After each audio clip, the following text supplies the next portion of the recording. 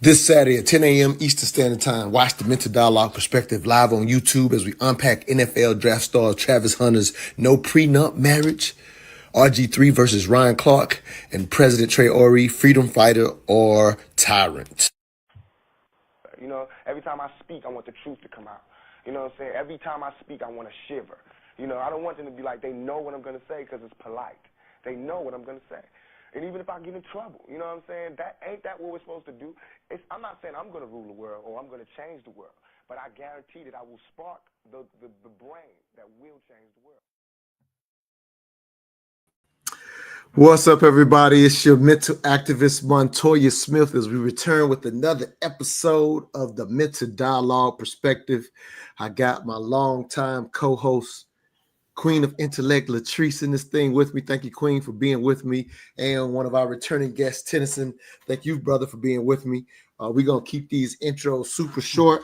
I'll just give a little context for people that are getting tuned in to our video version of our longtime Mental Dialogue talk show via Blog Talk, audio only. So the difference with the Mental Dialogue Perspective, we are literally viewing various clips from around the internet and giving the Mental Dialogue Perspective, which I think I have the smartest audience in all of it, in all of at one time radio. I guess we now moving to video, so I got to get used to it myself. But with that said, I want to basically bring the Mental Dialogue Perspective to some of these trending topics. But if you will, Latrice, give them a little bit of your background, as we like to say, on the Mental Dialogue Perspective.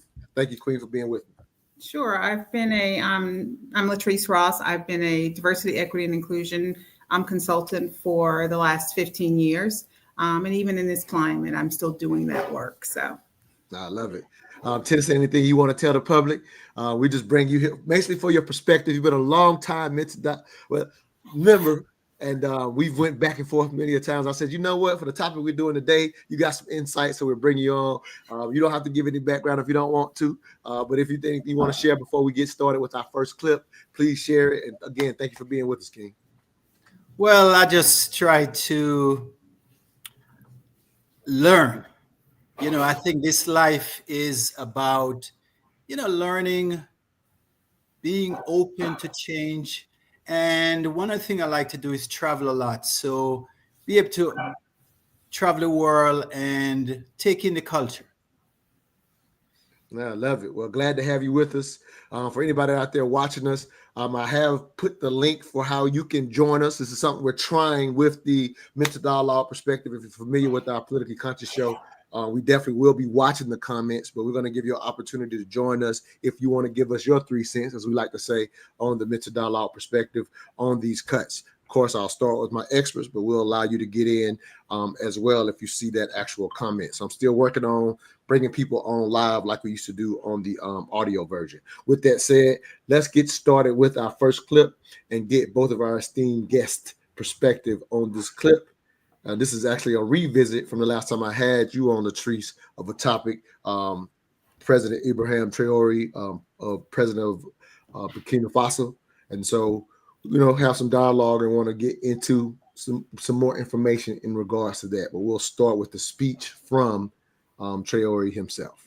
I come to you as a soldier of my people, as a guardian of a wounded land, as a son of a continent that has carried the cross of the world, yet has never worn its crown. My name is Captain Ibrahim Traore, President of Burkina Faso, and today I speak not only for the 22 million souls in my nation, but for a continent whose stories have been twisted, whose pain has been ignored, and whose dignity has been repeatedly auctioned off at the altar of foreign interests.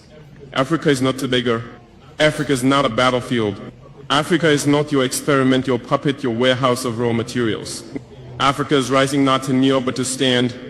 And today I say before this great assembly of nations, Africa will not kneel, one on the false generosity of global politics. For decades you've sent us aid with one hand while extracting our lifeblood with the other. You build wells in our villages while your corporations drain our rivers. You donate vaccines yet patent the cures. You speak of climate action yet continue to fund the very forces that burn our forests and dry our lakes. What kind of generosity is this? The kind that feeds the mouth but silences the voice. The kind that keeps a man alive just enough to keep him dependent. We are not blind to this hypocrisy. Let me be clear, we are not ungrateful for sincere humanitarian assistance, but we reject a global order that disguises exploitation as partnership. We reject financial institutions that lend with one hand and steal sovereignty with the other. Africa no longer wants charity. We want justice. We want control over our own destinies. Too on the chains of colonialism and its modern descendants. Our wounds did not begin with us. They were inherited legacies of an empire-building madness that saw us not as humans, but chiefs, as cargo labor tools. My ancestors were not consulted when maps were drawn with rulers and compasses in Berlin. So I won't hold up the audience with the entire speech, but again, just a reintroduction to Ibrahim Traore. And again, I'm sorry if I'm pronouncing it incorrectly, but just highlighting this brother has, in a sense, got on the scene because of some of his actions in Burkina Faso. Latrice remind me of the 3 countries, the exact name for it, if you remember it as well. He's connected with 3 other countries to kind of say, hey, we're going to basically control our ASE. I think the letters are ASE, if that rings a bell for you. Niger, Mali, and Burkina Faso. Right. So they've come together in a sense to basically what's being said on the internet in a sense is that they've kicked the French out. They're long-time colonial.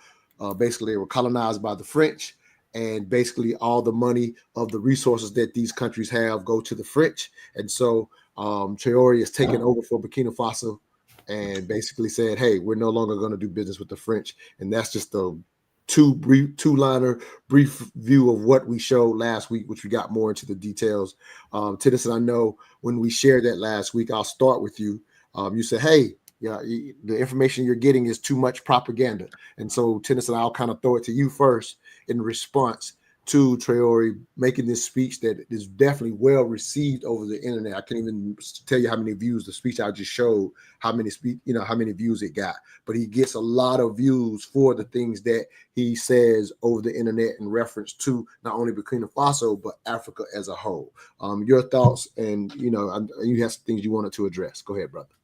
Well, I will start with this. I understand that most people who got their news from, say, social media, most of those people will not be pleased with my position on Burkina Faso. But we really need to be more critical in how we gather and analyze information, especially consider how widespread propaganda has become in shaping the narratives globally. And I will say this, I don't simply accept popular opinion or social media buzz. I try to conduct in-depth research, and I will, nothing what he says right now that I disagree with. I don't disagree with anything he said. But what is so telling to me is that he's making that speech sitting down. Someone sent me a video a couple of days ago with him making the exact same speech standing up. So now I'm starting to wonder, is this even generated by AI? And so even if it's not, I agree with everything he says. Not fair enough. And so, Latrice, we both have kind of started to follow this story, right? This has been a brewing thing, trying to really watch this for what it's worth. And so, I was thankful that, you brought something to the social media that made me say, let's talk about this and make sure our audience is at least aware of him. Again, so to a degree, we were in a sense really bringing the information. We didn't necessarily present it last week as a way of saying, here's our opinion on it, as much as it was like, hey, let us introduce you to Captain Traoré. And so with that said, though, I do know you have, in a sense, have a friend who says, hey, let's be careful of what the West shows us as well. And so that was part of why we brought it forward, saying, hey, is this going to be a Thomas Sakura situation, right? Is it going to be another one of that where the West plays out its propaganda against him and because of their interest in making him look bad? And so that's what made us bring it forward. And true to mental dialogue, when Tennyson said, hey, there's another perspective out there, we always welcome all perspectives because we're not trying to tell anyone how to think, but we are bringing the information and trying to have those dialogues. So I just wanted to give some context. Anything you want to add to the speech you said? I'm going to bring another comment from a friend that challenges even what we're talking about now. But any thoughts to that before I bring that context? No, and true to what Tennyson was saying, it is important not to just pluck things or topics from social media and believe it is truth. And that is definitely not how I do research. I actually try to disprove what I believe so that I don't get caught up in confirmation bias. So, and when you're dealing with things around government and dictators and things of that nature, there's going to be all types of propaganda, and it can sometimes be difficult to weed through the propaganda. But I think that it's important that you listen to the voices of Burkina Faso and look at history, and that's what a lot of us don't know, the history of how this country goes into other countries and gives aid, and what that aid cost those countries. So the one thing before I share this, go ahead, Tennessee, please go ahead, brother. If you don't mind, because I wanted to kind of give the audience background and some segue into Burkina Faso. Yeah, please. Burkina Faso is a landlocked country. It's a Muslim country. And Africa, the continent of Africa has 54 countries. And with Burkina Faso being landlocked, it has 5 countries borders Burkina Faso. You have Mali, you have Niger, you have Ghana, you have Togo, and you have Benin. And one of the things to understand about the 3 countries that's now broke away from the rest of West African countries, Burkina Faso, Mali, and Niger. They're all Muslim countries. But what is so telling, all 3 countries, all 3 heads of states come in to prominence by way of a coup. And Burkina Faso, than any country in Africa, any of the 54 countries, Burkina Faso had the most successful coups. They have had 10 coups and 9 successful coups. President Traoré, the current president right now, he came to power as a way of a coup. And his predecessor also came to power as a way of a coup. Now, this is very important because we cannot continue to give dictators, we cannot continue to hype up dictators. We have to be able to say, hey, this guy is one thing to come to prominence, become a president as a way of coup, but it's another thing to do nothing to put in place a framework for voting rights, for people to be able to vote, go to the polls. And so his body has given him another 5 years to do whatever he wants.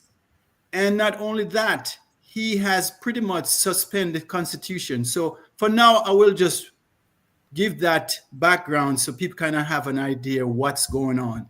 Because I think a lot of time I've been seeing a lot of information going around and people think this guy came to power and he's just the best thing since sliced bread. So we'll just leave it at that for now. Fair enough. What I'll add to that, again, just for context, and thank you for that background. As I've been researching this as well, I think some of the reality is I think we have to give some leeway because, one, obviously we're not there, and the unfortunate reality of what the country has been through, how poor the country actually is. Mm-hmm. It's really no surprise that, unfortunately, they keep having, as you say, successful coups. And not to justify them, but it ends up, in my opinion, just outside looking in, that it ends up being a reality that in a sense, strong leader, dictatorship type situation.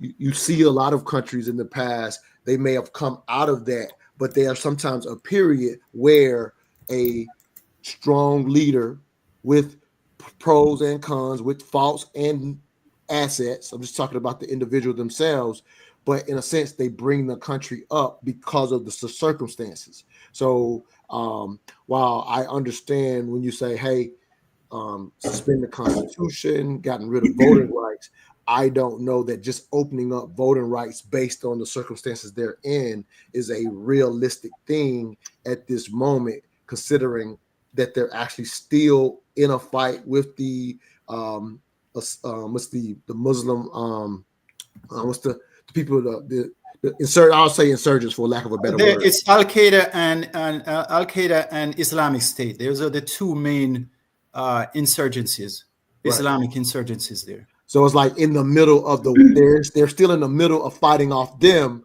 while trying to, in a sense, run a state and present what they're presenting to the world. And if you think about even the United States, the one period that we've ever considered that we've almost had a dictatorship, it was Abraham Lincoln during the Civil War. So I'm just trying to give a little context and perspective. Latrice, like you want to add a little bit to that. Yeah, as well. And they suspended the constitution that was in place, but they have a revised constitution. And while there are questions around legitimacy of that, one of the things that, and I'm sure that's creating contributing to the talks about legitimacy of their revised constitution, is that they are minimizing France's influence within Burkina Faso. One of the highlights of that is now speaking French is now considered to be a working language, but not necessarily the language of the people. So, and there are other things that they've put in place in that new in the revised constitution that many in the West don't like.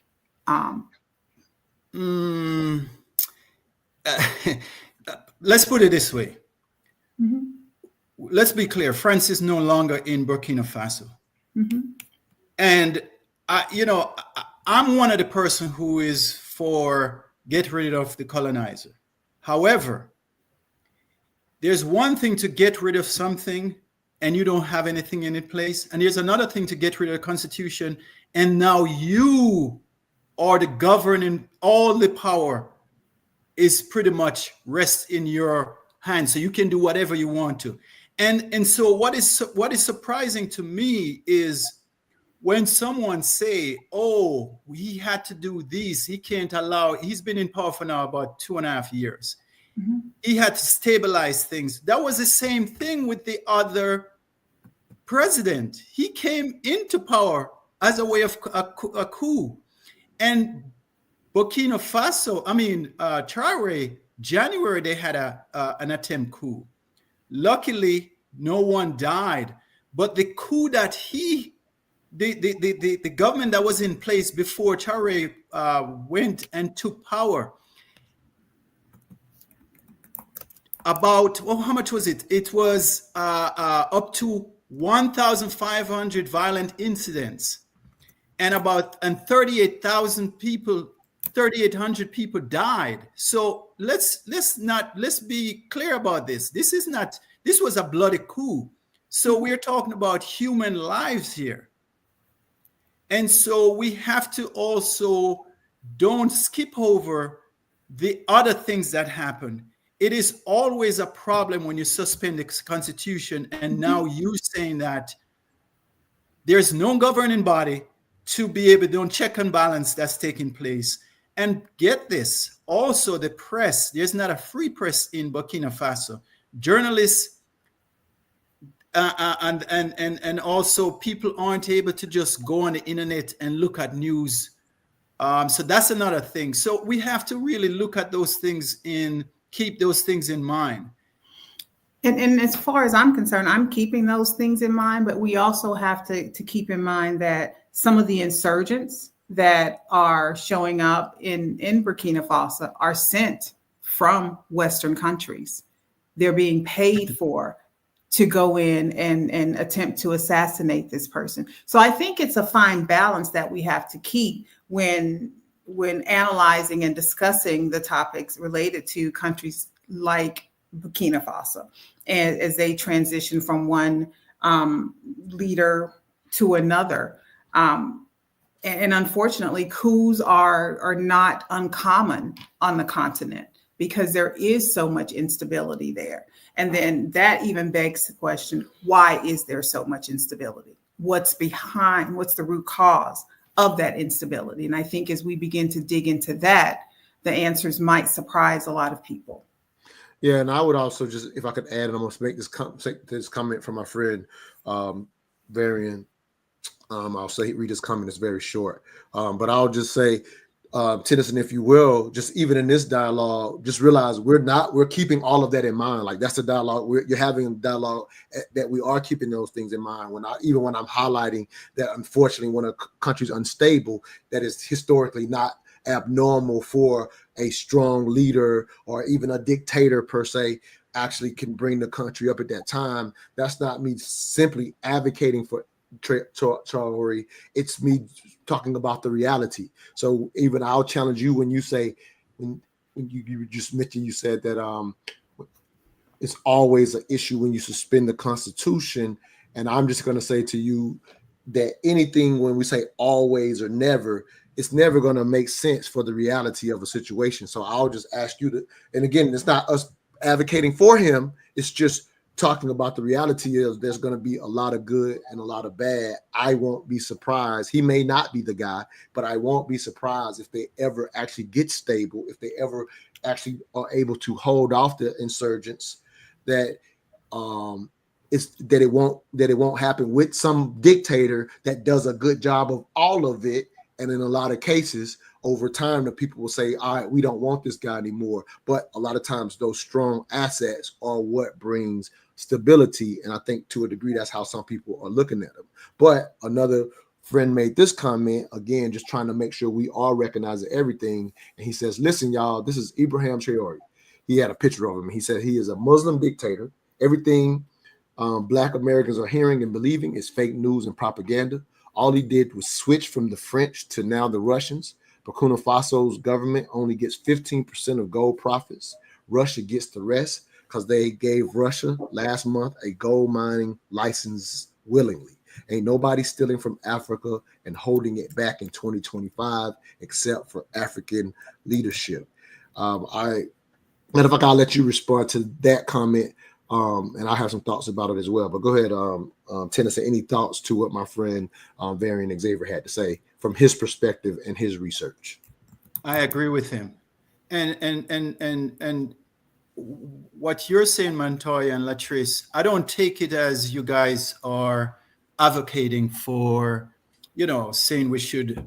What I wanted to highlight is that when you say, we probably need a strong leader to get it together, the same can be said about his predecessor, right? What I'm worried about is when someone suspends the Constitution and placing all power in himself. That's where the worrisome part is. And so I agree with what you just highlighted from your friend, because another thing he's doing too, he is associating himself with he just met with the Taliban, one of the Taliban representative, and we're talking about the Taliban in Afghanistan here, that we don't have to go into details of what the Taliban is or what they're all about. And so we see some of the same things where the Taliban don't allow women to go to school and all these different things. I won't go into details. We see some of the same thing that's happening in Burkina Faso. I don't see any woman in position of authority, or they're doing anything as far as to ensure that women have prominent role in the government. And so that's another thing that that's to keep in mind. But yeah, go ahead. All right. And what I'll say to this and to my friend Chief X is, and again, this is not advocating, it's just a perspective. If they chose French over Russia, because I'm pretty sure this is accurate because I know how well this brother researches, I'll just say it's what Latrice says, in a sense, it's their voice. To be fair, absolutely. He's like most dictators did. He suspends freedom of speech. So we're not hearing all the voices of a Burkina Faso. So I'm, again, just trying to give fair context and to all of this. I'm just, in a sense, highlighting. And as you said, Tennyson, you're not for colonialism at all. And as you said, the French are no longer there. He's just gotten in bed with the Russians. And could it be more of the same thing? And I know that's what you're concerned about. Absolutely. And that's where you're saying, hey, before you just buy into the propaganda of this guy supposedly kicking out the French when really, as my brother Varian has pointed out, he's really just made another deal with the Russians. Again, not downplaying him, but just speaking the facts for the facts. And that's what we're here for, is to receive all the information. We presented him last show a certain way. And so when you wanted to bring this other perspective, I think we fairly allowed you to bring it. And that's why I actually shared Chief X's perspective, to give people another perspective that literally just last month, they're not necessarily, as they're promoting, keeping all the resources for themselves. They've turned around and made another deal. And that's not to knock them, because here's the reality. When you're unstable, maybe that's what he has to do. I can't speak on it. I'm not there, but I think we've given, in a sense, a specific more context to a story that we just brought you last week. Latrice, any thoughts on that? I'm going to share another thought from a African leader just talking about Africans controlling their resources altogether. That'll be the next cut, but I want you to say something before I play that. I think it's important to understand why there is so much hype, if you will, behind Traore. It's because he's untangling a lot of that Western influence. And in this country, we've been taught to view Russia as the evil villain. And there are, I think a lot of things surrounding that are also starting to come to the fore, where some of the things that we've been led to believe by our media here in this country may not always be true. And then I think it's important to look at how those profits flow with those new mining agreements, because it's not necessarily that Russia will get 85%. There's actually a greater economic benefit when you look at the fine print of those agreements. There are greater economic benefits for Burkina Faso than it was with France with those mining rights. Yeah, and that's a great point. I mean, at the end of the day, if that's, with that information you just brought, so they're in a situation where, unfortunately, they're probably going to have to partner with someone, and we're in a global society. So in their partnering, we could say, oh, they're with Russia now, but based on what the Latrice just breaks down, she's saying, hey, and all I'm seeing is the individual saying who makes the best deal, whether that's the U.S. quote unquote enemy or not. That's their right. And again, I'm not just advocating. I'm just kind of walking through the nuance. Here's a great question from one of our watchers. And Tennyson, I'll give you a shot at this because I think you would know more than I would. It says, what is the difference between Traore's government and the last government that the U.S.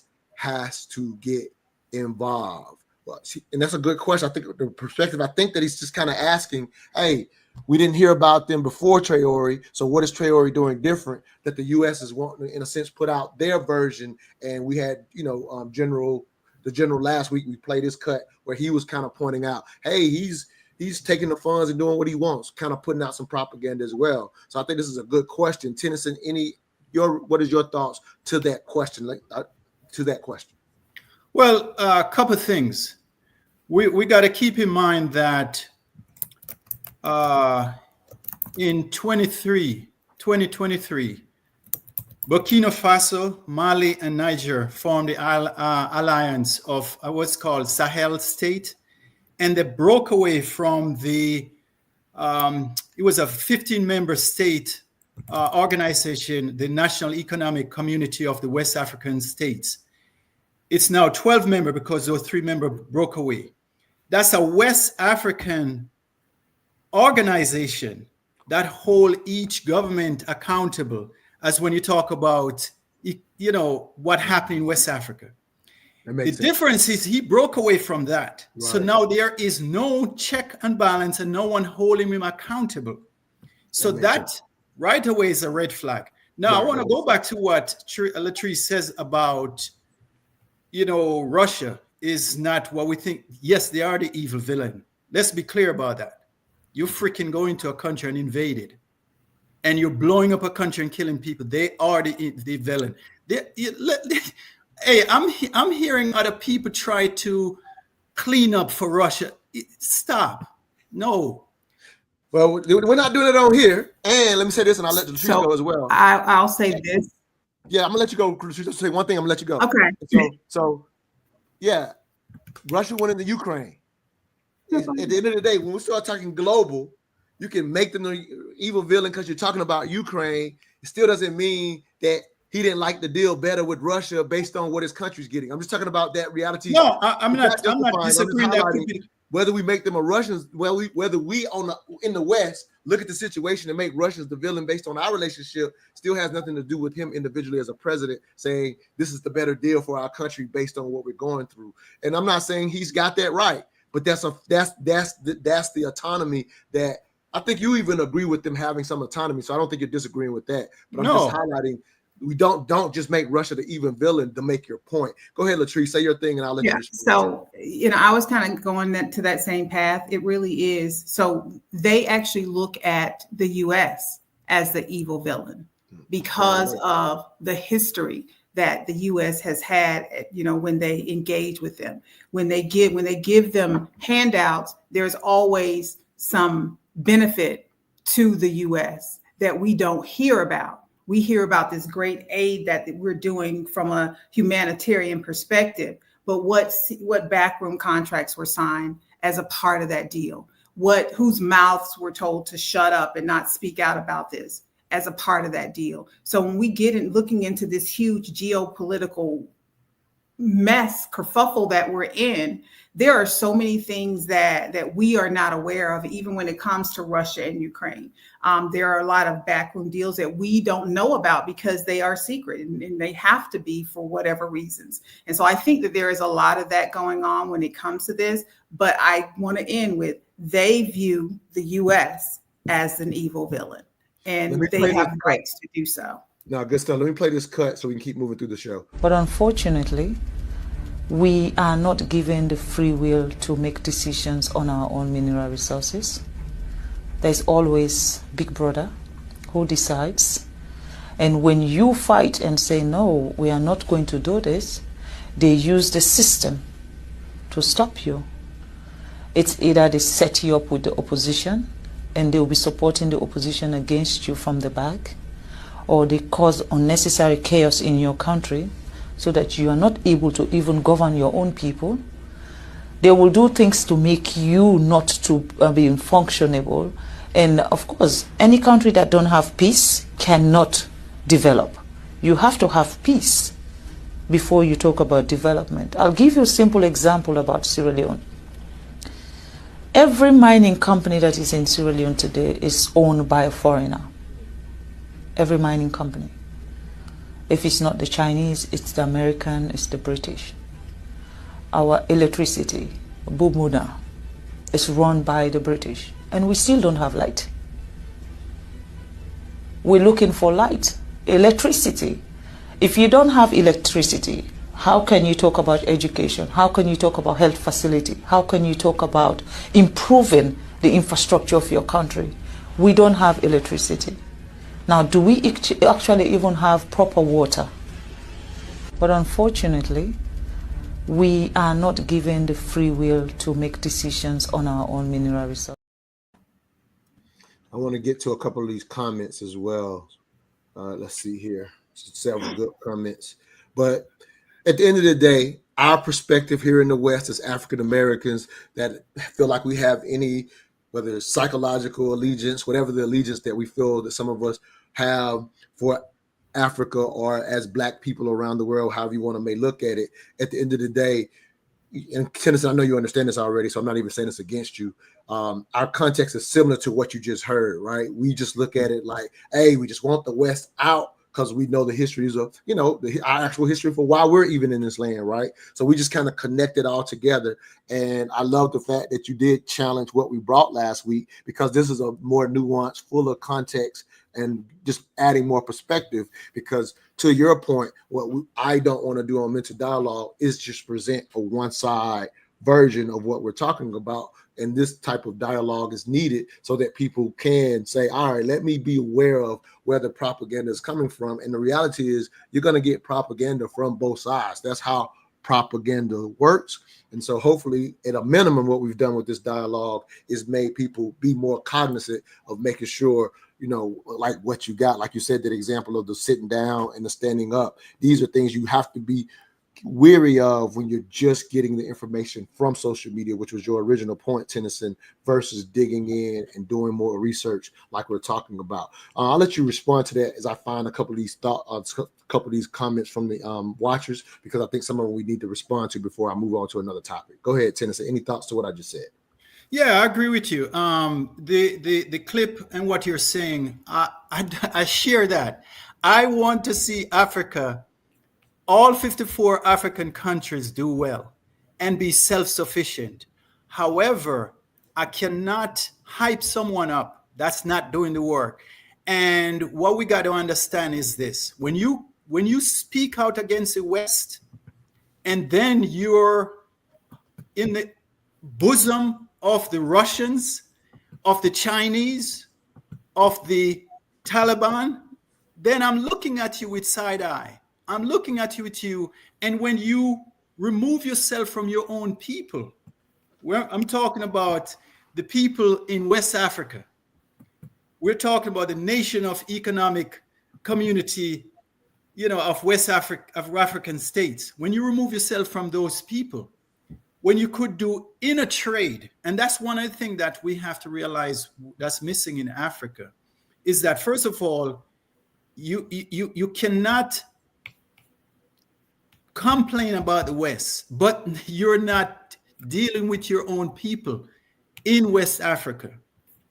You have all these. Yeah, I hear that point. Let me. Yeah, I hear you. Because you're repeating it, and that's no problem. I do that. One thing I want to. Because I got to keep moving through the show. So I hear you very. That's the part that out of what you said, that I will say to you personally, and then we'll go to the comment here. That him breaking away from those countries inside of the Western the legions you talked about, I can see that concerning. I will still caution you, just from even prior to me even hearing about Burkina Faso, just talking to some of my, I know you have friends from different parts of the continent as well, but just from my friends, they, for example, they love the deals they get with China versus the deals they get with the West. I'm talking about the countries themselves. They're constantly speaking to any deal with another country. This is what countries do. They make deals. It's a give and take. And I'm just hearing from, for example, a lot of, I shouldn't say a lot, I don't want to overstate but I've talked to some of my friends and seen talk about the difference in the deals. They love them, and it's giving them infrastructure that we've never wanted to have, because it gives, and it's not even, I don't want to say we, I would say the West, that the West has never wanted to have, because it makes it easier to extract the resources for cheap. So with instability, we keep getting the things that power our phones so easily because of the instability. And so some of them are saying we're partnering with China because look at how our country's been built up. And I'm not saying China's doing it all above board. That's not what I'm suggesting. But if I'm going to take what my country, time, what country? I'm going to go with the one that I at least think I'm getting the biggest deal. And some of those countries are doing that now, getting away from Burkina Faso, just from a general perspective. Tennyson, go ahead and respond, and I got to go to the comment below. Well, real quick, when you say they're getting a better deal for their country, it's hard to respond to that because I don't know what specific country. You see what I'm saying? And I'm just highlighting that though individuals are telling me that based on what they feel like they're getting from their country. I'm just saying some of my friends from different parts. I'm not again, because I don't want to go country by country. I'm just telling you that I've been exposed to some friends who are happy about their deals for their country based on what they believe they're getting with the deal. I can only listen to them because I'm not researching the country specifically, but I'm just letting you know that I am hearing from not Burkina Faso. I don't know anybody there. I'm just saying in some of those countries, I'm hearing some of my friends say they like the deals they get with China versus what they've gotten with the West. So I was just highlighting that, just saying getting in bed with China and getting with Russia, you said that concerns you. And I'm just saying I'm hearing from individuals that they like what they're getting from, and I'm talking in other countries, not Burkina Faso. I can't speak to that. I was just using that as a relative example. My relative example doesn't speak for everything, but I'm not going to do a broad brush and say, oh, they're in bed with China, they shouldn't be doing it. I'm just not willing to do that based on some individual conversations I've had. This brother right here, Lillian Kramer, says, as a West African, we love he did away with democracy, which has never been in favor for us Africans. An autocratic rule with a good leader is the first step needed to rule a number of people.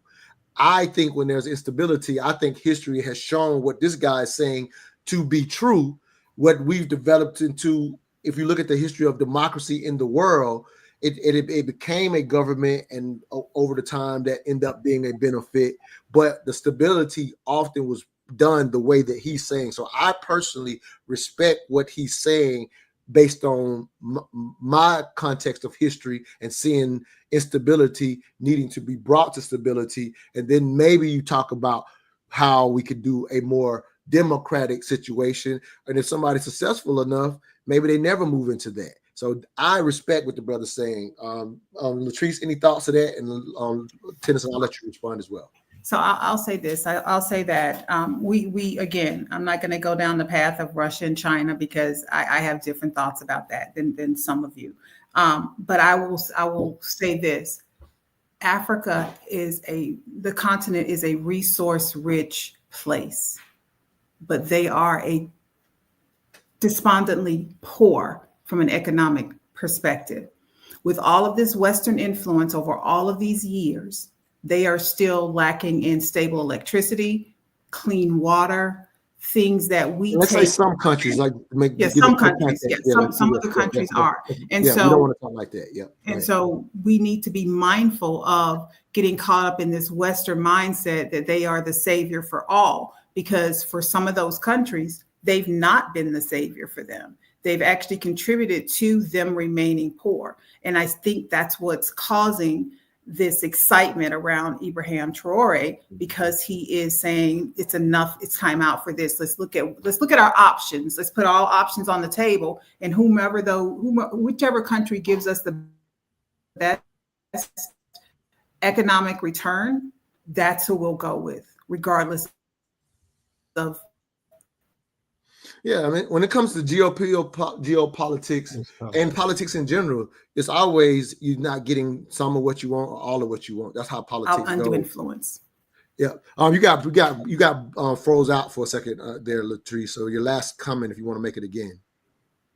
Yeah, I just said that, I think it's important that we understand the rationale behind what they're doing. They're saying, hey, we have these natural resources. We've allowed the French to mine these resources exclusively or nearly exclusively.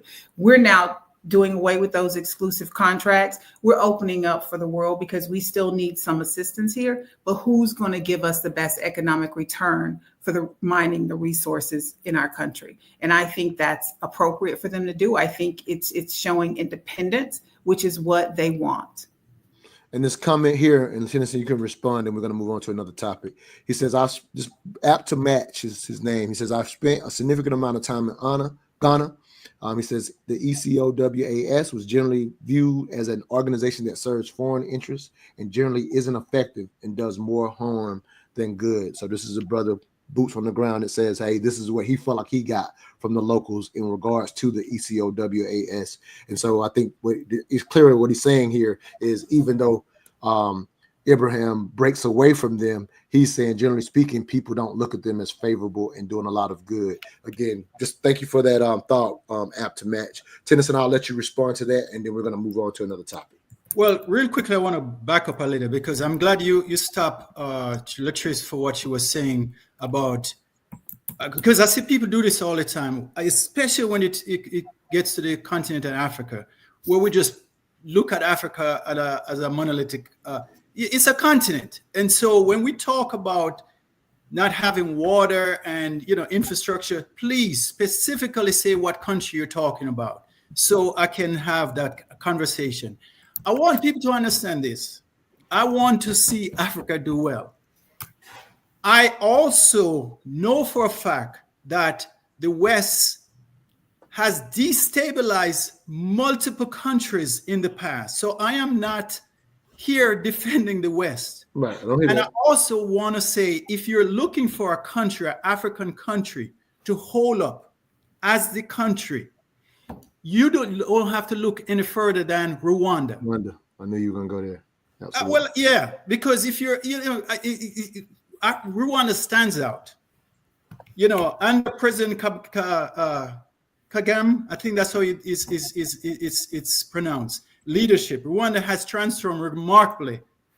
In 1994, they had the worst genocide between the Tutsis and the Hutus that claimed close to 1 million lives. Yeah. And I'm gonna for them feed you to- up on that because I hate to, just because I want to get a couple other topics in. Okay. Like you said, that's a model, and I Okay. respect what you're saying. I That just people want can to look give at. some- Yeah, no, that's okay. fair enough. Yeah, Okay. Rwanda is an excellent model. It's like they've become, from what you said just so many years ago, they've now become a tourist location for the Yeah. continent. So it can be done, to your point. And I think all we're all highlighting is, And it's all I'm saying- landlocked as well too. Yep, absolutely. So good stuff. That's enough, definitely a way to look at it. Possibly, just again, I just respect, like Latrice said, hey, they're just deciding, hey, we're going to work with them versus us. That's kind of what I see happening here. All right, let's go to a completely another topic. Hopefully y'all can jump on this one. Let's start with this. No wonder Travis Hunter's wife refused his hug at the wedding. Leanna's 3 actions after Travis's draft expose her true colors. Recently, a video from Hunter and Leanna's wedding scene quickly sparked heated discussions as soon as it was released. Surprisingly, fans generally hold a pessimistic view of this marriage and even worry about Hunter's future. In fact, some of Leanna's previous actions make it hard not to question whether her feelings for Hunter are genuine. First, at the wedding, Hunter carefully prepared a luxury car as a surprise, full of expectation for his fiancé's enthusiastic response. However, Leanna remained expressionless throughout. She not only showed no surprise at the luxury car, but also directly refused Hunter's initiative to kiss and even did not give a hug. Second, the pace of Leanna's rapid pregnancy and marriage to Hunter forms a stark contrast with their previous dating status. In the past, now the close connection between pregnancy and marriage inevitably raises doubts about the motivations behind this marriage. Finally, according to insiders, Hunter initially proposed signing a prenuptial agreement, but for some reason, he later gave up. Now it seems that perhaps it is because the two have a child, which means that if they divorce, So Travis Hunter, Heisman Trophy winner, selected by the Jacksonville Jaguars in the draft. Well known by being under Deion Sanders at Colorado, being at Jackson State, one of the best players to come out of college in history. And because we're in the social media age, he and his girlfriend had a show on media on YouTube, I think. And so we know their whole history. And so I think a lot of people were shocked that the young man did decide to marry without a prenup based on the millions he just recently signed for. I was just giving a little context. Latrice, any thoughts just to there? I got another place we're going to go, but I just want to see your thoughts just to the broad information and make sure everybody who's tuned in is at least aware of the situation. Any thoughts about what's him marrying without a prenup? Uh-oh, she might have froze up again. You froze up for a second. Okay, we can hear you now. I think this is one of those things where he's learning a lesson. And I hope that it doesn't happen. I hope that they're genuinely in love and she's in it for the right reasons. But we do know when you're that, if you recall, when you were that age, when I was that age, nobody could tell me that I wasn't right. Mm-hmm. So I think he may have been advised to do these things, and it sounds like he may have attempted to, but when she pushed back, he acquiesced. And I think this is one of those things where he may AFO. All right, Tennyson, are you familiar with the situation? Any thoughts on it? I'm familiar with it, but I was trying to figure out, are we finished with Burkina Faso? It was a fast switch up. Huh? Yeah. Are we finished with Burkina Faso? Yes, we are. Yes, clearly we are. Oh, I said we're going to another subject. Oh, because I had a lot of other stuff to add to. I got you. Yeah, we're not doing a whole. Yeah, we're not doing the old show was a topic for 2 hours. The new show is different topics. Okay. On race, sex, and culture. My bad, Tennessee. If I'd known, I would have given all my statistics and everything on Burkina Faso. We're not doing the. Yeah, so I need you to. Okay. Yep. All right. My bad. Any thoughts? Okay. I'm very much familiar with Travis Hunter case, but anyway, I look at relationship as this. You cannot buy love. And what happened in the dark will always come out to the light. For a person who is just an average when it comes to money, and now he comes in with millions of dollars, if I were advising him, I would say, listen, you're going too fast. There's no rush to get married. Get to know this woman. She may be genuine, she may not be, but slow down. He's a hell of a football player and he's going to do well. But I do worry about young men like this starting out. And, you know, it's easy for us to judge him. You know, you do all your lives, you're working hard, you have great athletic skills, and everyone wants to be with someone. You know, there's going to be time to get with someone that you don't think is genuine, and sometimes you just have to let people make mistake. But I do worry about that young man and what he's doing and how fast he's moving and getting married so quickly and not signing a prenup. Yeah, from what I understand, everything you and Latrice have said is exactly what Dion was sharing. You're moving too fast, get the prenup or whatever. And so just based, you know, Dion said, hey, this is my son. So Dion, we publicly know that that's the type of guidance that it was given to him. I'll throw this out and play this next cut from Ryan Clark in reference to it. I'll just say at the end of the day, and I think you're alluding to this as well, Tennyson, it's really, to a degree, none of our business. This is about just generally speaking, and this is something I'm just sharing as we have these dialogues. I'm always, in a sense, have the years been warning our at least our audience, saying, hey, let's not pay as much attention to celebrities anyway, right? We put too much value in it. Now, in this situation, they're in the social media age and they put themselves out there. So obviously it's going to come with a level of public scrutiny. And because of that, like to say the clip that we just played, because of some of their history that we all know about, because they put it out there themselves. I'm not saying to people that is not to necessarily have an opinion. It's human nature to have an opinion. But being inundated with their lives to the degree that we are with celebrities, I'm always cautious in that. And personally, I mean this. I don't care. Not my people. Now, the beauty of social media, in the event that if I had a son who actually had an opportunity to go to the NFL, then I will pull up all those YouTubes as a case study to say, son, this is why I'm telling you what I'm telling you. So at that point, I would care because I would have an invested interest if I had a child who potentially could go to the pros or any situation. My son is doing well, then it could be a case study in that sense. But paying attention and caring about it, the truth is I do not care. But I did see this one comment from Ryan Clark that I thought was excellent, and I thought anybody could use this information. And this is just really anybody of means. I felt like this perspective from Ryan Clark was unique and worth bringing to the Mental Dialogue Talk Show from one of mine and Latrice's favorite podcast, The Pivot. I will say this, and people probably be mad at me. Again? As a man who had nothing when he was married, I did not get a prenup. And I would not change that. I do believe that all athletes, all entertainers, anyone who feels like they have a certain amount of earning power should sign a prenup. And here's why.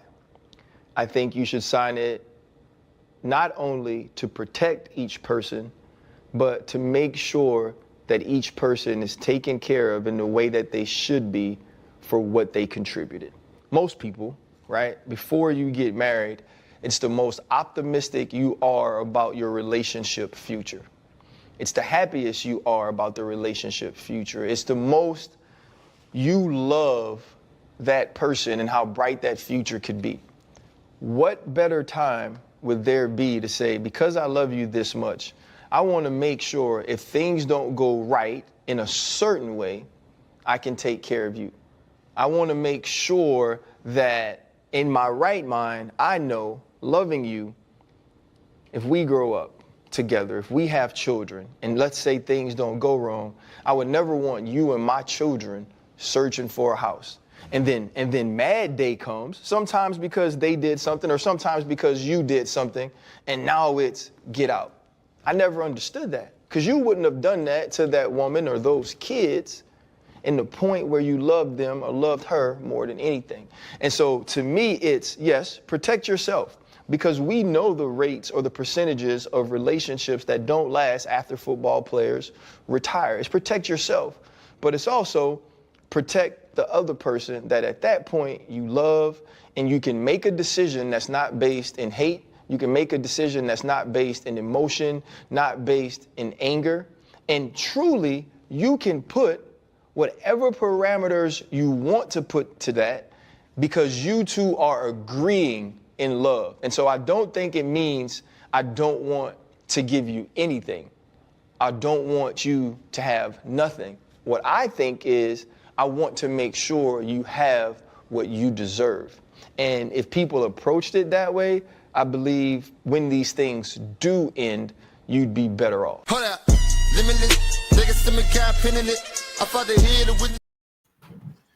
I love that perspective.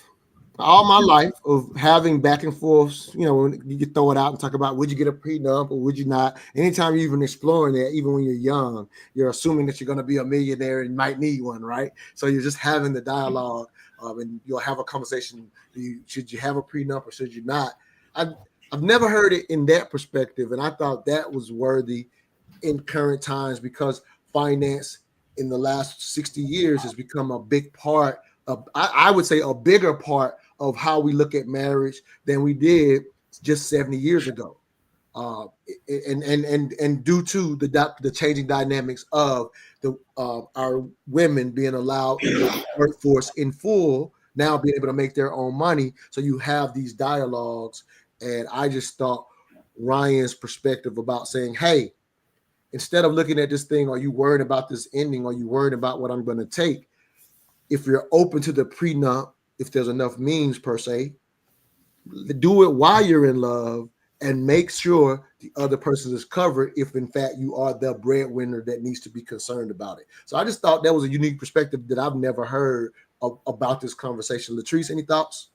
It's all about the words that you use and how you use it. So he, instead of framing it in the negative perspective, he framed it in the positive perspective. When I do DEI work, I don't talk about privilege. I talk about, which is unearned advantage. I talk about unearned disadvantage. And then those people who get triggered when I say privilege, they now, oh, wow, I never thought about it from that perspective. So it's really about framing and word usage. Yeah, absolutely. Tennessee, any thoughts? We're not going to spend a lot of time on this because, again, talking about celebrities is not what we do at Mental Dialogue, but I thought it was just a unique viewpoint that, as Latrice said, I never heard it framed that way. That was worth the conversation to me. We're not going to have a dialogue about whether we agree with the kids doing or not. But go ahead, Tennessee. Any thoughts to how RC framed that situation? Well, it's beautifully framed, but the issue is if the way he frames it is for the person who is quote unquote the gold digger, it's not going to go along well with the gold digger. Now, what I will say, the person who, the person who loves you, it's not going to matter if you sign a prenup or not. That person is still going to be there. The person who is there for the money, they're going to tell you, oh no, I love you and I'm not signing a prenup. If you love me, you will marry me without a prenup. And I'm pretty sure she would not have, well, I shouldn't say I'm pretty sure, I don't know. I don't think she would go for that if that's what she's out there for is money. And if the clip that you show about the wedding, if that's true, he's over his head. Yeah. But that's what makes the framing perfect, because if you're not in it for the right reasons, it's likely to show. So I think that framing it from that perspective helps to identify the hidden motives that might exist. But do you think that would help? That would a gold digger will go for that? No, but it'll also. So if I'm in it for the right reasons, I love you, I'm down. Mm-hmm. It's not about the money, and you say that, you know what, I'm on board. But if I'm in it for the coin, absolutely not. No, if you love me, you wouldn't ask me this. So that's what I mean about the hidden motives. It'll bring those to the forefront. Right.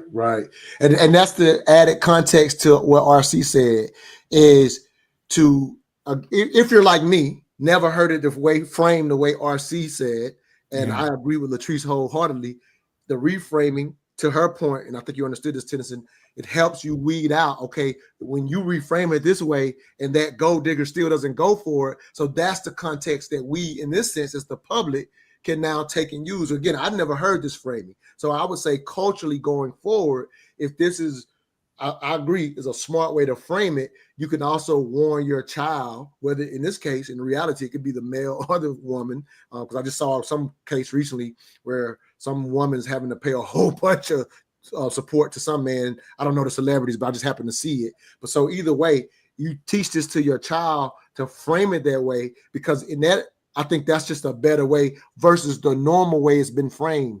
The prenup has been framed so negatively in the past. Just the mention of it, you could have I'm just going to use me and Latrice. Let's say me and Latrice are about to get married, and I got the means. Well, the way it's always been framed previously, me just bringing it up to Latrice, who wants to marry me for the right reasons, she's because of how it's been framed in the past, her thought process is going to be, well, is he worried about us making it? Like, that's just where it goes when it's been framed the way it's been framed in the past. So framing it the way Ryan's saying at least brings it to settle her that it ain't that at all, and that I want to make sure. And since she wants to do it, I think it makes it easier for her to go for it versus in the back of her mind saying, is he actually worried about us making it? The old framing leaves that in there. This framing takes that out of it. So that's the beauty of it. And to your point, hell no gold diggers ever going for it either way. So good stuff. James says prenup is so the other person gets something versus 50% or more. It doesn't mean you get nothing. Yep, good point, James. Let's move to another topic because I don't want to keep y'all too much longer. We don't do 2-hour shows now. We try to keep it around a little over an hour. So let's move to an entirely different topic. But we are still rocking with Ryan Clark. Let me ask y'all both before I play this cut. Have y'all seen any of the back and forth between Ryan Clark and RG3 in reference to the Angel Reese and Caitlin Clark rivalry? Tennyson, have you seen any of that? Yeah. I just want to make sure you've seen it. Just let you know, prepping you for what this is just RC on talking about RG3. I'm going to give some context as I'm not going to play RG3's comments. But RG3 basically came out and says, Angel Reese hates Caitlin Clark. All right. And so in him doing it, he did it with his wife in the background. You'll hear RC Ryan Clark talking about that as well. So he was, on video saying, hey, she hates him. And he's, in a sense, was mocking how Black women move, if you will. So it wasn't the best look. I will admit. And so here's what Ryan Clark came out and said the first time around, and I'll get y'all response. I won't play the whole the whole things he said, but I'll play some of it. RG3 called what Angel Reese did hate. He said you could see the hate on her face for Caitlin Clark. I'm not really sure when we moved in to being able to read the expressions of a person and know their intent, know their character, know their perspective. But he does understand hate because I think he also understands the hate of self. When you look at the play, which is all we can speak to as professionals, all we can speak to as analysts, Angel Reese pushed one of her teammates. Caitlin Clark had a hard foul, which is part of basketball. I feel like it was assessed correctly. And Angel Reese's reaction is the sort of reaction you get in a situation when you feel like you took an intentionally hard foul. That's competitiveness. That's rivalry. That's not hate. And so now, though, when RG3 jumps on to the hate train or to the angry train, and now follows along with what we saw from Keith Olbermann, what we saw from Dave Portnoy, as they poured on to Angel Reese to make her the villain in Caitlin Clark's heroic or hero story. Right. The one thing we know about RG3 is he's not having conversations at his home about what Black women have to endure in this country, about what young Black women and athletes like Angel Reese have had to deal with being on the opposite side of Caitlin Clark's rise and ascension into stardom. Now, when you look at it, I think A'ja Wilson is the face of the league. A'ja Wilson is the best player in the league. Caitlin Clark is the most important player in the WNBA. And a ton of her fandom has come along with some racial bias or some racial pieces to why people love her so much. And so now if you're RG3, when is the last time within your household you've had a conversation about what she's dealing with? You haven't been able to do that because in both of your marriages, you've been married to white women. You haven't had opportunities to have those conversations to educate you on what they're feeling, what Black women deal with, what they're seeing when they think of a young Angel Reese. And the whole time that he's mimicking Angel Reese and bobbing his head and moving his neck while he's doing this whole piece, his wife is in the back amening and clapping. And so to me, it's just another situation that now this young lady has to deal with. When I worked with RG3, he would make all of these sort of corny jokes about milk and how much he loved it and how important it was. And he always points out on social media the color of his wife's skin, as if the color of her skin is what makes her special, as if the color of her skin is what makes her a good wife. I've met the lady, I've had.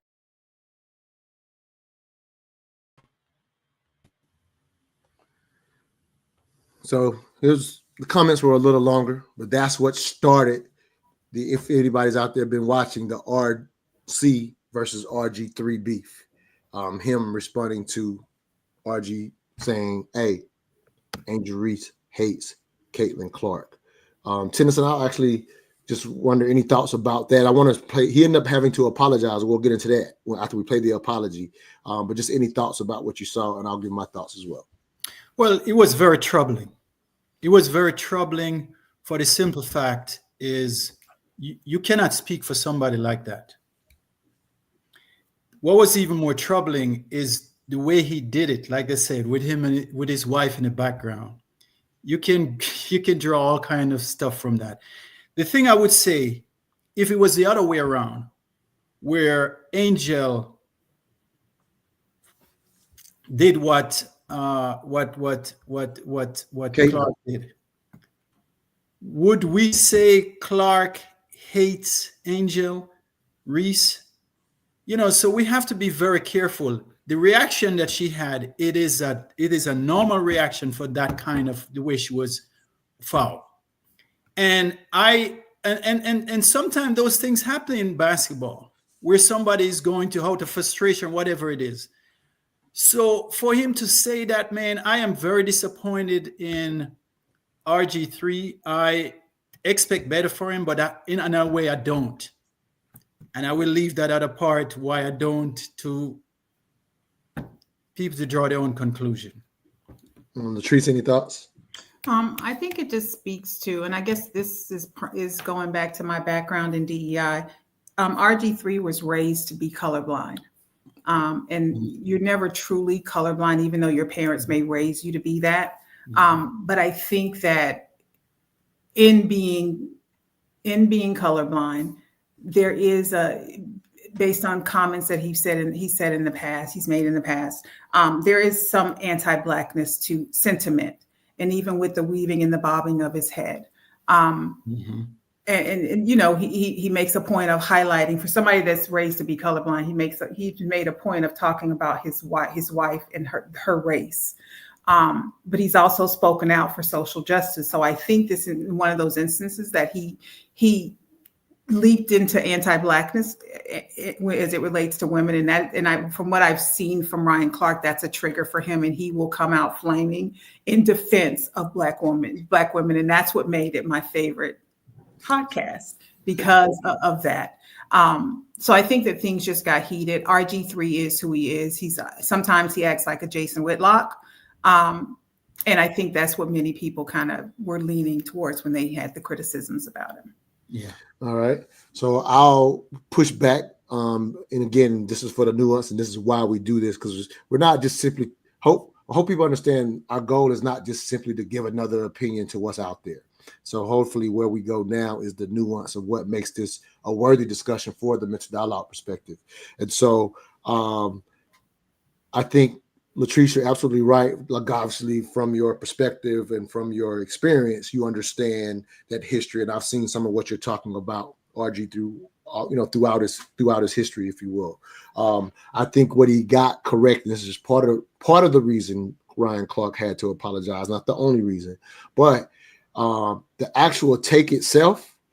There's a RG3 broke down the history for why he thinks Angel Reese hates Caitlin Clark, not just the last move that triggered the conversation. And so that history from a sports context, I think RG3 is right. Again, it's an opinion, but I'm highlighting that RG3. I don't like the snapping of the neck and immolating and all that kind of stuff. Again, I think that comes from the color blindness that you're talking about, Latrice. So that optics looks terrible. The actual take itself is what it looks like when two players actually hate each other. Because in football and competitive sports, you do have some people who literally hate each other. And with Caitlin Clark's rise and Angel Reese being pitted against her over the years, there are plenty comments that shows that, in fact, she might actually hate in a sports context. And so in that sense, I have no problem, one, with what he said. And based on what he actually said, he didn't go racial. The optics obviously was the issue. And to your point, Latrice, Ryan does get triggered. And because he got triggered, where he absolutely went wrong was to attack that man's wife and went too far based on his own trigger, right? But I'm going to push back on you too. I'm sorry, go ahead. I need to push back on you too. Okay, cool. Go ahead. The optics do matter because that Yes. speaks to the unconscious bias. Yes. So the head bobbing and things of that nature, that matters because that's that brain thinking for him and saying the quiet part out loud through his movements. So that absolutely definitely adds to the context because that's that unconscious bias part speaking out loud. Exactly. Right. And if I didn't, and yeah, I agree 1,000% because I wasn't attempting to say that it didn't matter.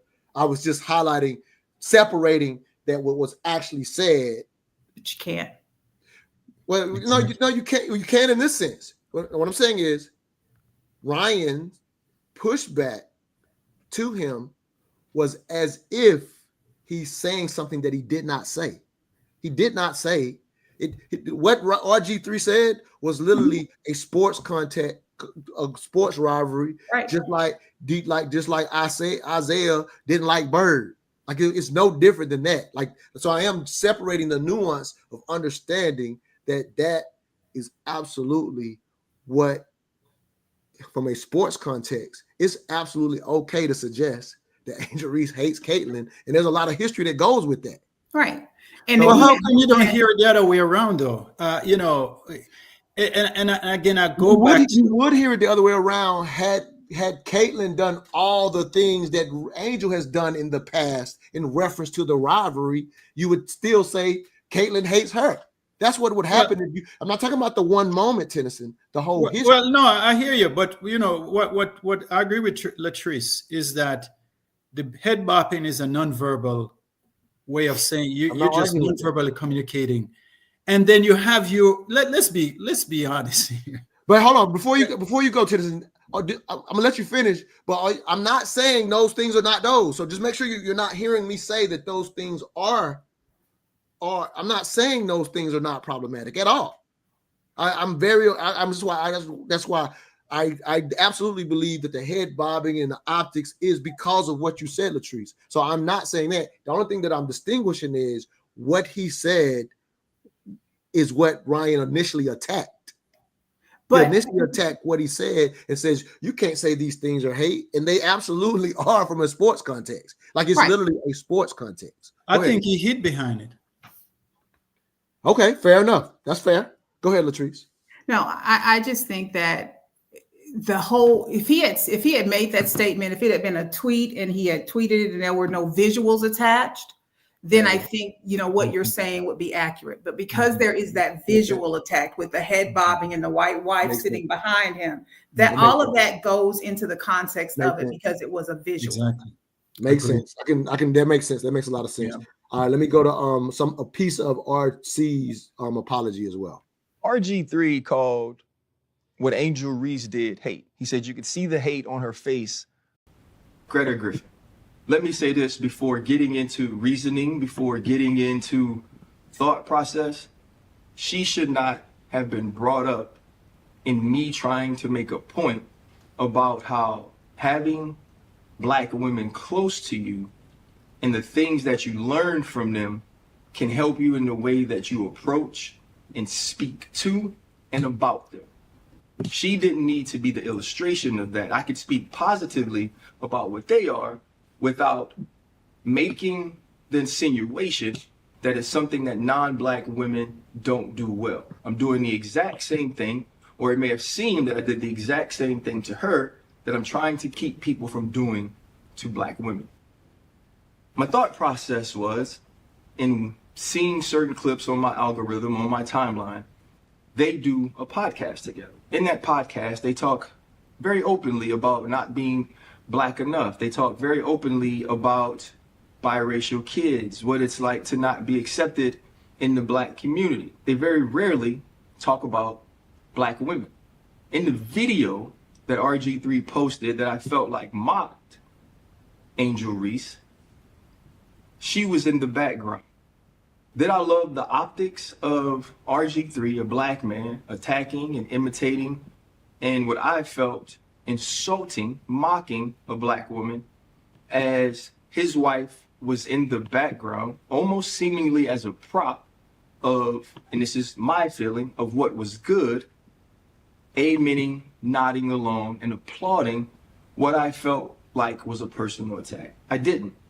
But that doesn't mean because I have that feeling about what you do to someone else that I can do that to you. So to Greta, I was out of line. I was out of bounds. I apologize. To all of the people that don't like RG's take or takes or the way that he moves, or even if you just in this conversation take my side and want to support me, leave his family alone.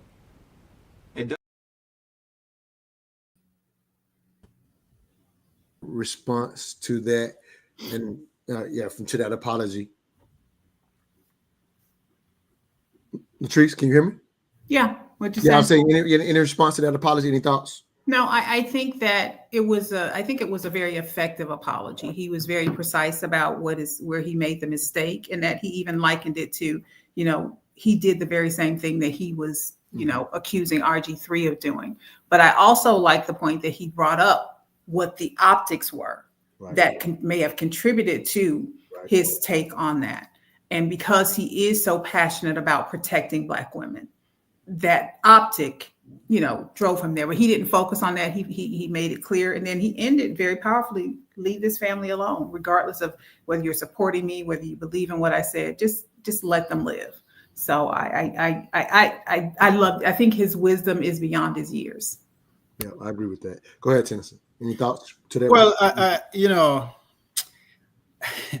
when you have your wife in the background and you're saying something and she's there cheering you on, then you make her a part of the conversation. Yeah, I didn't thought it. Yeah, that's a good thought. Again, yeah, that's why we do these dialogues. No, I absolutely respect that. Last thing I'll say, and this is a thought from Marcus Wiley. Again, I don't want to give credit for somebody else's thought. I'm thinking Marcellus Wallace. I'm sorry, saying his name. He has a podcast that I respect a lot, and so he highlighted, knowing the ins and outs of TV, that because just to give a little more history, RG3 did put pressure on ESPN to, in a sense, have RC make that apology. And so it wasn't just simply an apology that he chose to do on his own. That pressure did come. And it absolutely became because of the attack on the wife. Great point, Tennyson. But that's pretty much what probably made RC say, you know what, let me keep my relationships right. And then he effectively tried to come up with an apology that still, like to your point, Latrice, still distinguished. Hey, here's what still an issue is, but leave her family alone. I shouldn't have done the same thing back to you, even though you did it. To your point, Tennyson, is proving what you're saying. He brought it to the table. I still shouldn't have done it back to you, because to your point, he brought it to the table by having her in the background as well. So it definitely added to the optics, to y'all point. So definitely respect that. But like I said, I just wanted to have that nuanced conversation. Here's the other thought to Marcellus Wallace that he brought to the point. The reality of being a public figure, when you get the notoriety, one of the prices that comes with it is the praise and the critique, to the extent that the critique could also be unfair. And so he's always saying, for our athletes, he's just what he pointed out. Ryan Clark, quick to come to the defense of black women, which I agree with wholeheartedly and get it. But what Marcellus pointed out, and this is, I think, worthy of thought, and I want to get y'all response on this. He says, you have to still be weary of like the concept of protect Black women at all costs. You doing it to the extent that you actually don't allow a person to, in a sense, stand on their own. And so what Marcellus is talking about for us as athletes, once we become public figures, there's, in a sense, a level of criticism that in RG, he's saying that in RG3, making that sports comment, and he definitely looked at it from the viewpoint of it, just not looking at the optics, right? Just the comment itself. He's saying when that happens, you can't, in his eyes, don't bring race into that, is what he was trying to say, because at the end of the day, she's a public figure and it's going to come with that. So in a sense, jumping to her defense doesn't allow her, in a sense, to stand on her own. That was something that I thought was worth talking about. Latrice, I can see that's you twitching over there, so I'll let you respond first. No, I disagree with the statement. I think that it is absolutely important that there is some form, even for women that are celebrities or famous athletes or what have you, that there is some form of protection, because Black women are easy targets. Whether you're a celebrity, whether you're the average woman walking on the street, we're an easy target. And Angel Reese, like I hate the name Bayou Barbie. I hate that. I loathe that name. I think that because you taught me something. I didn't even know. Does she go by that, or somebody gave her that? Even though I didn't even heard it. I don't know. I just she's referred to as the Bayou Barbie, and I hate it. I feel you. It's crazy to me for hearing it for the first time. Like, oh, go ahead. Very reactionary. Yeah, I think that Marcellus is looking more at protecting of self than what Ryan Clark feels as a duty to protect Black women. No, fair enough. Tennyson, any thoughts on that? And I'm gonna read something, then we're out of here. No, I think Latrice says it. She said it. I agree with her. All right, super cool. So I'm gonna make a shameless plug and get a response to something I just wrote. So I got Re-Education of the Negro, which I've been out a couple of years now. My book full of think pieces. So I just wrote a new think piece. So if you don't know about my book, go to Amazon.com, Re-Education of the Negro, and get this book. It's full of think pieces for you to have dialogues. And so I just wrote one the other night that I thought I wanted to bring to both of you, longtime Mental Dialogue contributors, and just get one thought to this recent comment, this recent think piece that I wrote. And it's called, I go by Black Socrates Speaks anytime that I write. So Black Socrates Speaks, this piece is called Melanin. What you're not going to get over here at Mental Dialogue is talk of how more powerful we are due to the melanin in our skin, which unfortunately is a psychological over-response to the white supremacist lie of Black inferiority. The psychological scoring goes so far that some suggest that all racist things were done and still being done to us because of our melanin being so powerful. While there may be some temporary esteem in that, at Mental Dialogue, we show you what our ancestors have actually done so that you can take their example and navigate this human experience with the proper self-esteem of simply being enough.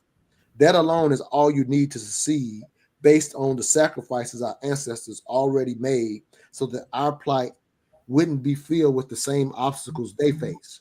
Please know that you are enough because they fought just to be considered human. Melanin is a biological trait that helps you deflect the sun. In some geographical regions, that is a great thing. In other areas, it is not. It doesn't make you special, but more importantly, ain't a damn thing wrong with you. And at Mental Dialogue, we would never let America tell you otherwise. Any thoughts on that, Tennyson? Well, you know, in 2025, it is unbelievable that a race of people who have gone through so much, that we're still being treated the way we are around the world. And I worry about the next 20 to 50 years, based on what I'm seeing taking place, especially here in America. I agree with you, right, with what you wrote. You know, and even the DEI initiative that they're trying to wipe off from the federal government. The fact that a lot of people are okay with it is that they don't know much about it, that white women benefit more from DEI than black men or black women. Veterans benefit more from DEI. And so it's unfortunate. And even if that wasn't the case, for the fact that you have a set of people that have done what they have done and still, you know, free labor for 200 plus years and still going through this kind of thing, is that we really have to start seeing people for who they are. But at the same time, not to change the subject, black men also have a responsibility to be at the forefront of saying we're not going to put up with this, to allow us, we cannot continue being in this sexist arena. Because I think part of it where we see with Kamala Harris, where she lost a lot of vote, and I think it had a lot to do with both racism, sexism. So I think that is a well-needed assessment that you just read from your book. And I think those are some of the things that we have to be able to be comfortable with discussing, not just racism, but also sexism. Yeah, hard conversations on race, sex, and culture. That's what we do best. Yeah. Latrice, any thoughts to that piece? I'm gonna say one quick thing to Tennyson just because he threw it out there. So just for this context, with the DEI, I even hate the comment that white women benefit more, because the context that's typically missing from that, it's not that they don't, but it's just literally sheer numbers game. They're 51% of the population or whatever, and we're 13% of the population. And so when people are saying that, a lot of times, I know you wasn't using this way, Tennyson, but I'm just putting that context out here. A lot of times where people are using it, they end up being okay with it going away because they think in sheer numbers, because white women benefit more or these other groups benefit more, they're unfortunately subconsciously suggesting that we as African Americans are not benefiting because these other groups benefited before, or we're not benefiting enough. And so I'm always careful to not just lay that comment out there when it's literally just a sheer numbers game. And at the end of the day, the other big mistake of, even when I say benefit, people think benefit from a lack of merit benefit. No, DEI has always been in a place as a guardrail to ensure when we show up properly, we actually get an opportunity. It is well, I shouldn't say never. It's been 30 years since it was a leg up based on you being a minority. That is legally out of it. So I always like to give that clarity. When that comment comes out, people think we don't benefit enough. All these other groups benefited more than us. And I hate that narrative being out there when it's not factual. Latrice, you do this more than I do. So go ahead and give your thoughts to that. And then, if you will, end with a thought to my commentary. Sure. And real quickly before you say anything, Latrice. I gotta end the show, Tennis. I gotta end the show. Yeah. So I would say that it's more than just numbers when it comes to how white women have benefited. What I see and what I experience in the workplace is that oftentimes they're comfortable with that aspect of elevation in the workplace, or promotional opportunities, or access to opportunity. There are additional obstacles that Black folk have to overcome that sometimes white women do not, because of the unconscious bias aspect of it all. I like your piece. I think it definitely speaks to a mindset that we need to have. And that mindset is important as we navigate these turbulent times right now when it comes to dealing with race and sexism. It's extremely important that we understand that we absolutely deserve to be where we are. And you know, we do the work. We put in the work. Many of us were raised that you got to work twice as hard. You got to have these twice as many qualifications to get half as far. And many of us still carry that mindset with us. So when we show up in an excellent manner. And sometimes because we get knocked down, we do feel that we are not worthy, because it's a mindset thing, and you can only get knocked down so many times before you feel like, well, perhaps I'm not worthy. So I think that piece speaks to holding your head up and understanding from a mental and emotional perspective that you absolutely deserve to be in these spaces, and don't doubt that. No, absolutely. And I'll close with additional thoughts of writing the piece. It was a couple of things. So when I say, hey, we won't overstate what our melanin can do, that's just a shot at the escapism that some of our community can get into, of saying, well, we're all powerful, we're more powerful, or we basically do the reverse of the inferiority thing and make ourselves superior. And so it's really just a response. And so it's, hey, be careful of chasing that escapism, because even when you're doing that, you're actually not realizing you and yourself are enough.